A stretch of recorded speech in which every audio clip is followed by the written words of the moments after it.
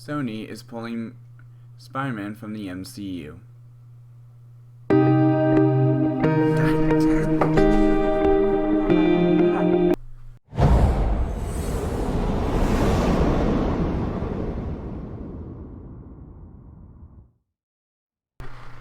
Yeah, guys, so if you saw that little segment at the beginning of the video, as you can tell from the background, the fact that Sony is no longer allowing the Marvel to keep Spider-Man in the MCU.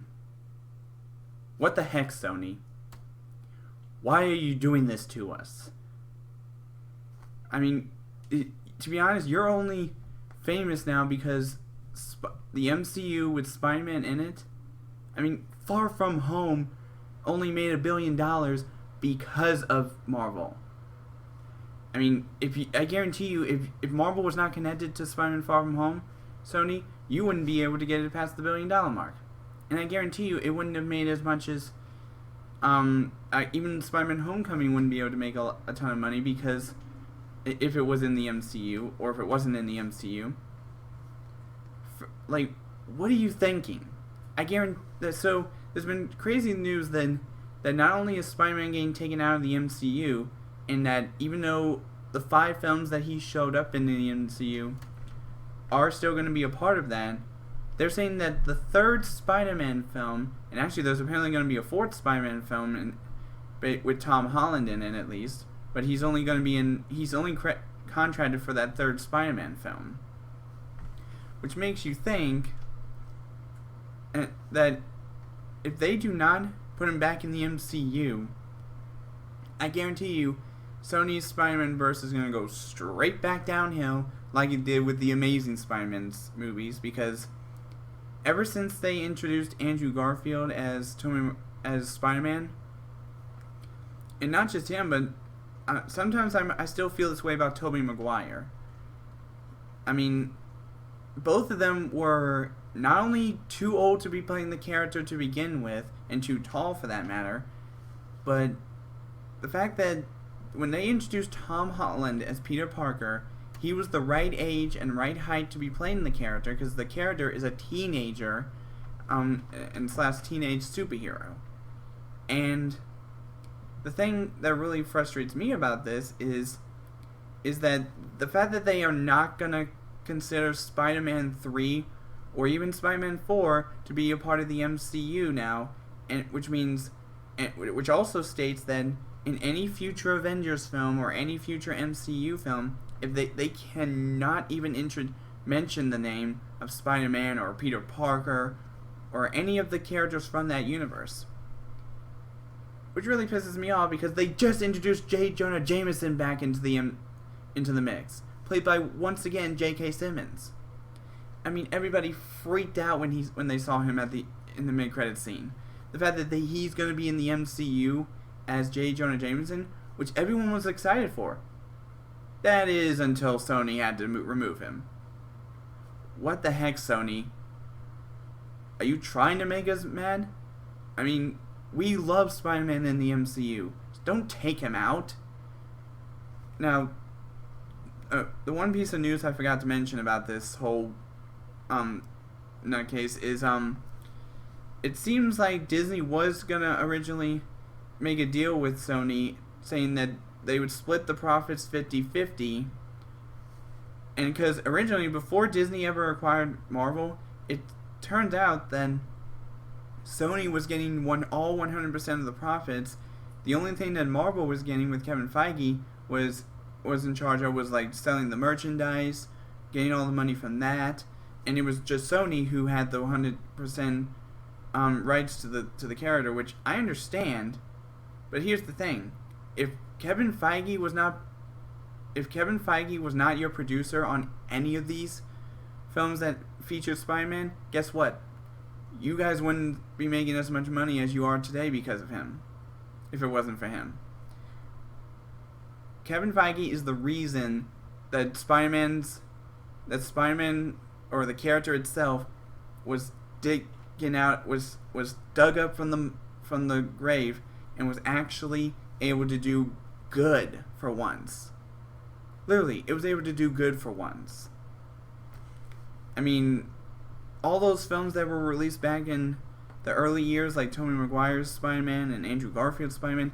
I mean, Andrew Garfield's Spider-Man, the only reason they only did 2 films for that was because they obviously did not know what to do with the character.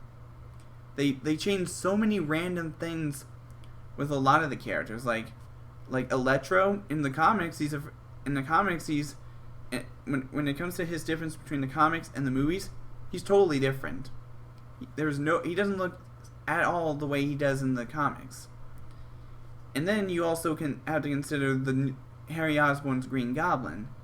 That was never like that in the comics. Now, the way they did Harry Osborn during Spider-Man 3 in Tobey Maguire's Spider-Man films, I thought that was okay. I mean, that whole thing with Venom, though, in that movie, that was terrible. And even though Sony brought back this Venom character as the big, giant symbiote that he is, and they got to play him, Eddie Brock, is a much better choice. That I can give them credit for. But the fact that they're now all of a sudden taking Spider-Man out of the MCU, they weren't able to pair him against Venom or whatever because of that reason. But here's the thing, though. Originally, Spider-Man 3 was going to be Kraven. I heard rumors that Kraven the Hunter is going to be the new big bad villain of that movie. But see, the crazy thing is, they're still introducing new villains we've never seen before, which I'm still okay with that. But the one thing I'm not okay with is them taking Spider-Man out of the MCU. Sony, I mean, I'm sorry, but you are just taking this way too far. You've already given us a bunch of crazy crap movies like the Emoji Movie, because that was really bad, that movie. And you have the Emoji Movie, you got the first Angry Birds movie that didn't do so well. You got, I don't know if this movie was part of Sony, but even if it wasn't, it did terrible, and that was Pixels.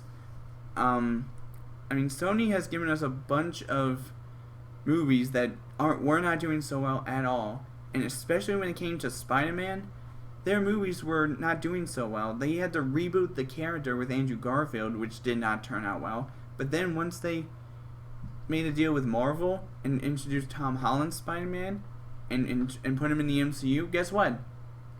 The character was dug up from its box office drops. I mean, Spider-Man was doing perfectly fine now that he was in the MCU. I mean, and the fact that they did get a younger character or actor to play him, they say they're still going to use Tom Holland, but here's the thing.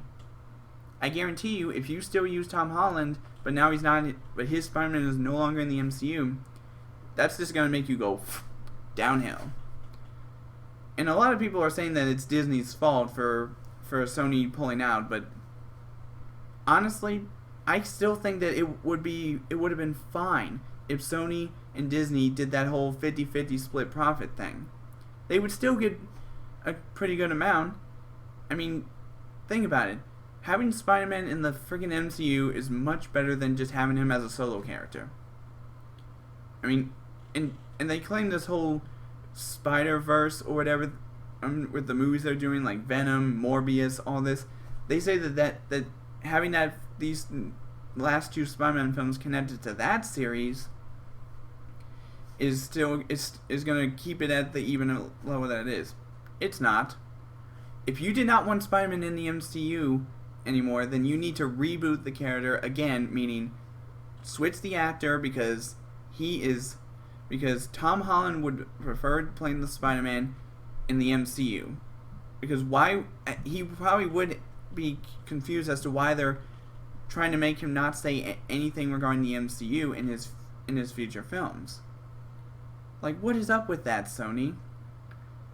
So, yeah, let me know what you think in the comment section down below. If you think Sony made a terrible mistake not making the deal with Disney to keep Spider-Man in the MCU, but if you think they did make the right decision, then that's just your opinion, but in my personal opinion, I still would have preferred Spider-Man to stay in the MCU. let me know what you guys think in the comment section below, and I will see all you dudes in the next video.